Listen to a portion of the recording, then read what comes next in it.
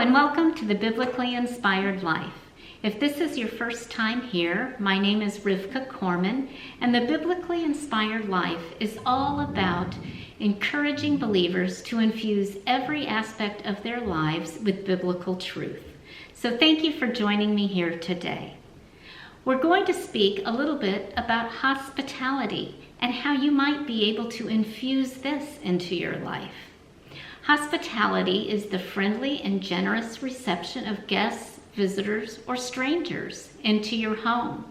And we find many examples of it in the Bible. For example, in Genesis chapter 18, we find Abraham bringing guests, strangers, into his home. Now, you have to remember perhaps the background of what's going on at the time. He is very uncomfortable and in pain, and it's a very hot day. So you can just imagine he wasn't feeling his best. And yet, when he saw some strangers coming, he actually ran out to greet them and bring them into his home. And it wasn't a very convenient time for him either, considering that he was in such pain at that time. But still, he ran to greet them, brought him into their home, and his wife Sarah prepared a lovely meal for them.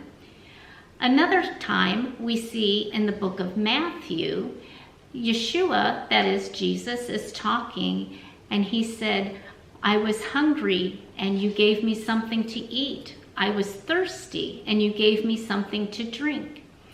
And so on. And people are saying, "When did we do that for you?" And he said, "When you did it for others, when you fed those who were hungry, you gave drink to those who were thirsty, you clothed those who were naked, and you visited the sick and those who were in prison." Another example is in Luke chapter 14, where we are told that to invite the poor, the maimed, those who cannot repay us. Those are the ones that we should be inviting, especially into our homes, to give them some generosity and some care and love.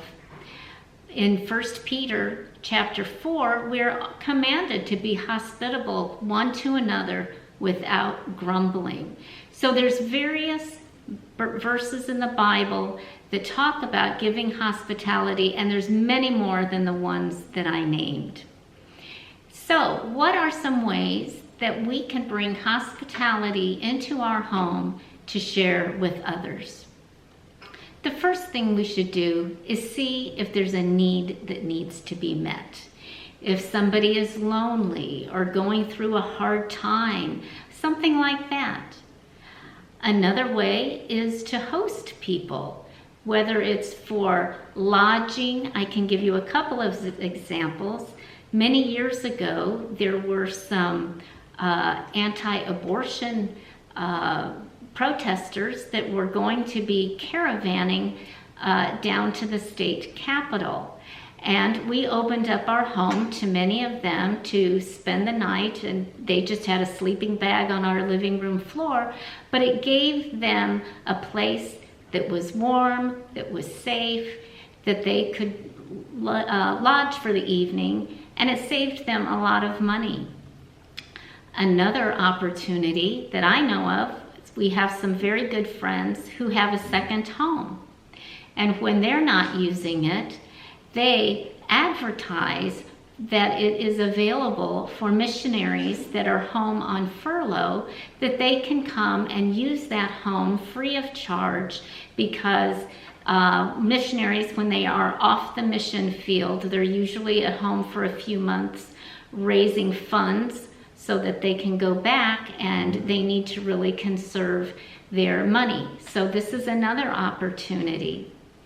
Also, you could host just some friends or neighbors for a lunch or a dinner. Maybe someone is new to the neighborhood, or someone is new in your congregation, and you would like to make them feel more welcome. That's another great way.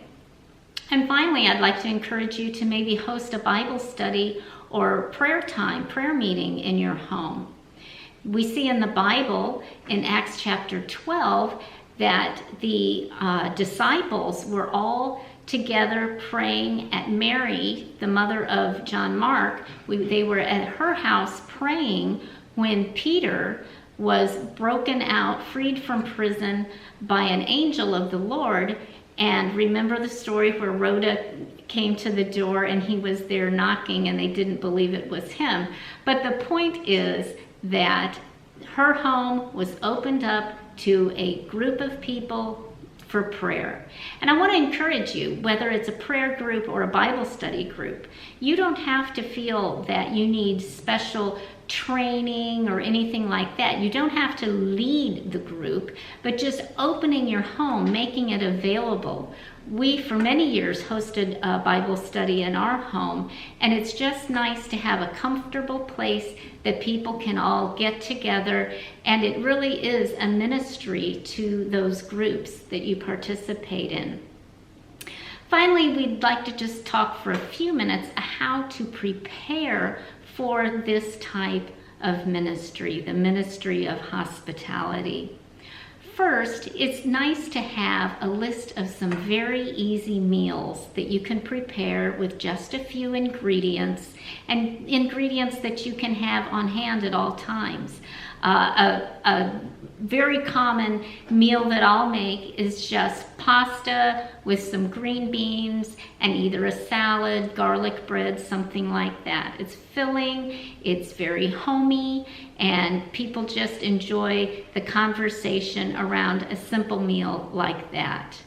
Another thing you can do is make a list of people as they come into your mind that you can minister to, that you can reach out to, and show some hospitality. As I said before, whether it's someone new to the community or your congregation, or maybe you can get referrals from an organization that's reaching out to the poor in your area. So make a list of people that you can refer to, that you can go by to invite people into your home. Another thing to do is to make preparations. Make your home a hospitable home. Whether you want to have some pretty napkins always available, whether they be cloth or paper napkins, have tea ready that you can just make a nice pot of tea, and even if it's just opening up a box of cookies, just always being prepared for unexpected and spur of the moment hospitality opportunities. Another thing you need to do is to pray for joy and openness. This is not something that necessarily comes naturally to everyone. I was not raised in a home where there were very many visitors for a meal or for afternoon tea. This is something that I had to learn over time and just be able to cope with the uncomfortableness of this new opportunity. So pray for joy in serving others and for an open heart. And finally, I would say just relax. People are not expecting a 5-star meal. They're not expecting fancy entertainment. They just want fellowship. They may be in need of a meal. I remember one time, many years ago, Baruch and I had not been married very long at all, and a couple knocked on our door. And they said, you know, I'm sorry, but we're hungry, and we just wondered if you had anything to eat. Well, I was like 23 years old and not a very good cook. And I said, well, you know, I can make you some sandwiches, I can put together a salad or whatever. You're welcome to that. And they came in. We had a wonderful talk with them. They were thankful and filled and be able to go on their way. So it really isn't about being fancy. It isn't about being fussy with all the little details. It's about ministering to people who maybe need someone to talk to. Maybe they need a good meal. They might be lonely or going through a hard time. It's ministry. It's not entertainment. So I know when I looked at the definition of hospitality and it said generous reception and entertainment, I don't want to talk about it being entertainment. I want to talk about it being a ministry, an outreach, fellowship, or as I said before with the Bible studies or prayer time, it's just providing a comfortable space for people to meet. There's not really a lot of expectation upon you, but you are really doing a service and a ministry to those that come. So I hope that you'll all think and consider how you might be able to incorporate hospitality into your life, into the ministry that God has called you to. So thank you very much for joining me. Until next time, shalom.